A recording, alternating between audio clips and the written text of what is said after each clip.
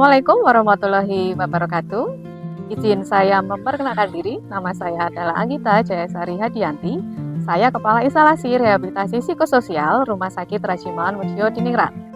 Rehabilitasi psikososial merupakan program dari Rumah Sakit Rajiman Mujo Diningrat, di mana merupakan serangkaian kegiatan dengan bertujuan untuk memaksimalkan kemandirian pasien dan akhirnya bisa berfungsi dan berperan sesuai dengan fungsinya di masyarakat. Adapun kegiatan yang ada di rehabilitasi psikososial terdiri dari dua, yaitu yang pertama dengan jenis non-vokasional atau non-keterampilan yang kita sebut dengan okupasi terapi.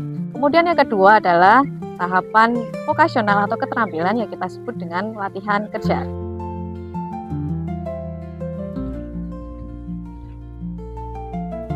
Baik, kita akan mulai dari ruangan okupasi terapi, di mana di sini adalah salah satu ruangan yang dipakai untuk kegiatan olahraga dan permainan. Kita lihat.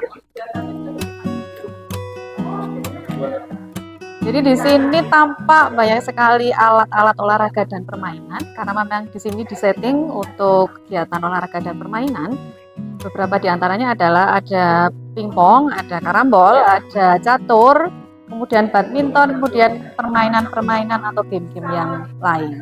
Kegiatan okupasi terapi mempunyai 4 tujuan dasar. Yang pertama adalah somatoterapi, kemudian yang kedua adalah psikoterapi, yang ketiga adalah sosioterapi, yang terakhir adalah revisi. Jadi keempat itu adalah merupakan dasar atau basic yang kita berupaya untuk berikan kepada teman-teman schizophrenia di sini, sebelum nantinya mereka akan beranjak menuju ke latihan keterampilan atau yang kita sebut dengan latihan kerja.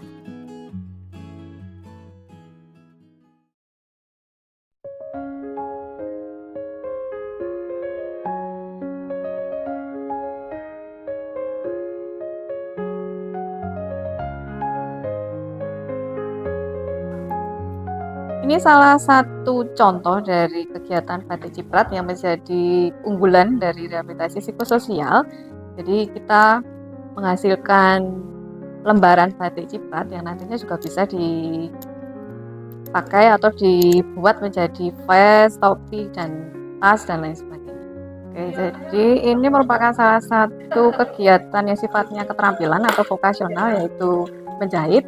Nah, saat ini sedang menjahit tali atau manset yang memang biasanya kita gunakan untuk pribadi di internal di rumah sakit, yaitu untuk mungkin beberapa pasien dengan gangguan yang parah gitu ya, jadi butuh untuk difiksasi, maka kita menggunakan hasil dari tali manset yang sudah dibuat di rehabilitasi psikososial.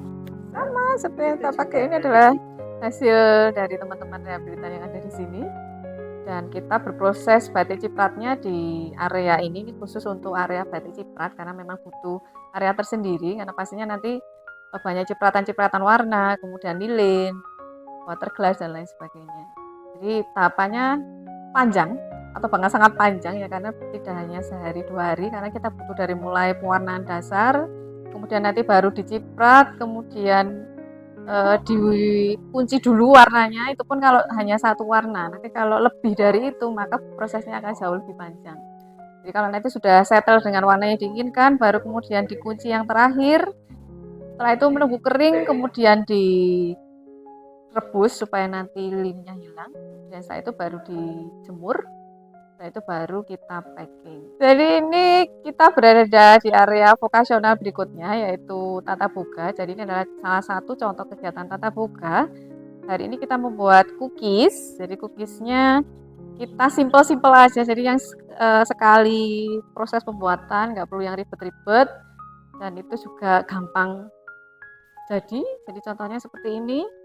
Ini tinggal dicampur-campur aja, kemudian dimasukkan di oven. Jadi yang mudah dan nantinya akan bisa dicontoh oleh teman-teman rehabilitasi schizophrenia saat mereka berada di.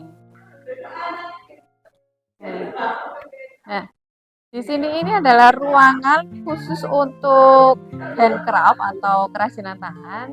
Beberapa contohnya adalah untuk pembuatan decoupage, kemudian untuk menyulam, makram maupun merajut. Oke, ini kita ketemu hasil dari yang kita bahas sebelumnya, yaitu kerajinan tangan. Contohnya adalah menyulam. Ini masih sulamannya jadi, tapi barangnya masih setengah jadi. Nanti ini akan menjadi barang produk tas ya, biasanya dipakai untuk tas selempang yang kecil untuk tempat HP ataupun dompet. Kemudian ini juga salah satu hasil dari kerajinan tangan yaitu decoupage.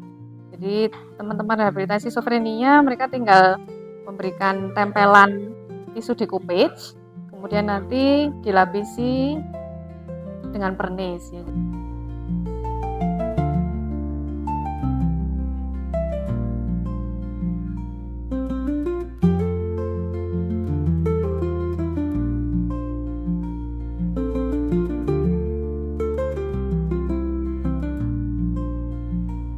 Ya, saat ini kita berada di ruang latihan kerja pria. Jadi kita fokus di sini adalah kegiatan untuk teman-teman rehabilitasi schizophrenia pria.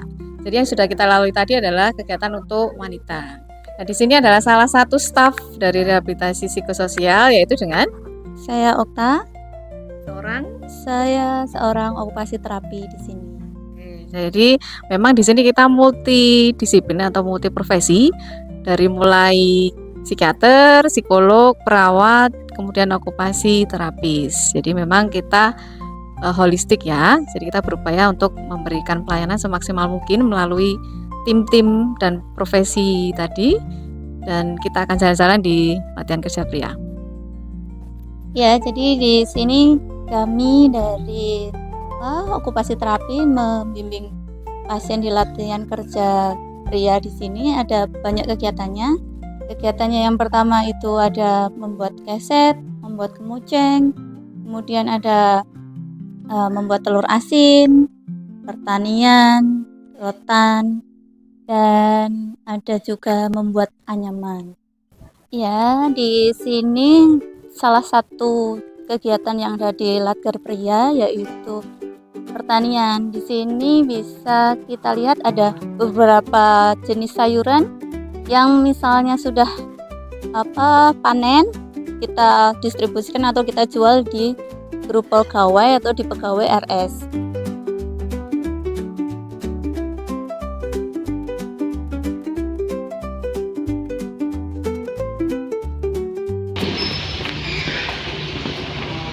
Di sini di ruangan untuk kegiatan melukis, di Latkar Pria ini boleh untuk melukis, untuk mengekspresikan apa yang dia mau gitu. Ini contoh-contoh beberapa lukisan yang dihasilkan oleh pasien.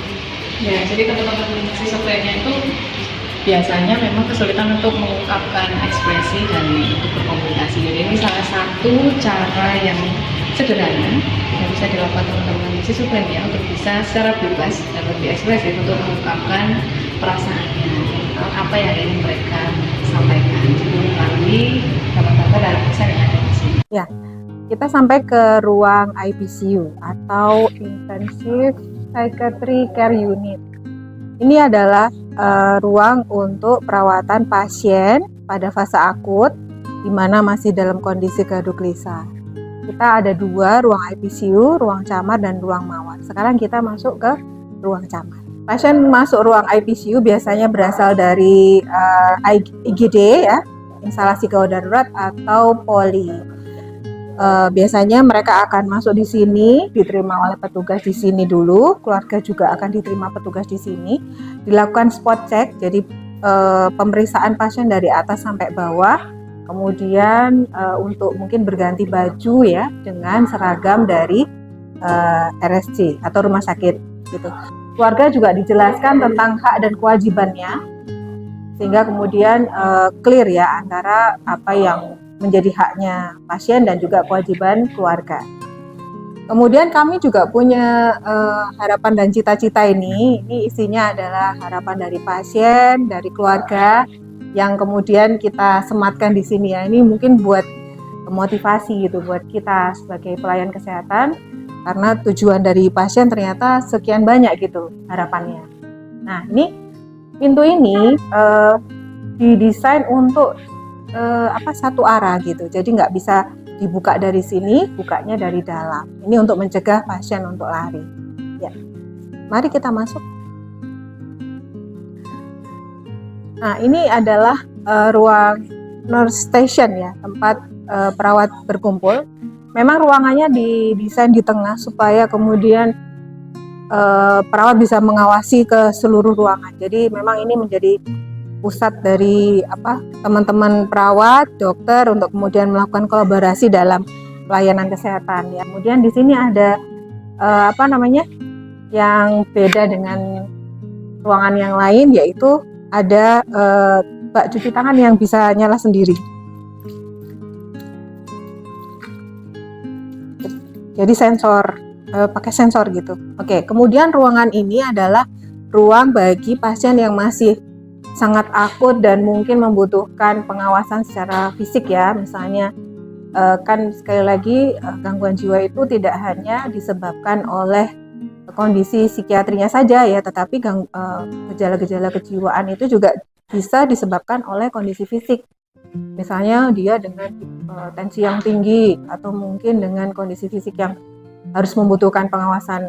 Jadi ruangannya ada di sekeliling dari nursing station ya. Ada ruang 1 sampai ruang 15.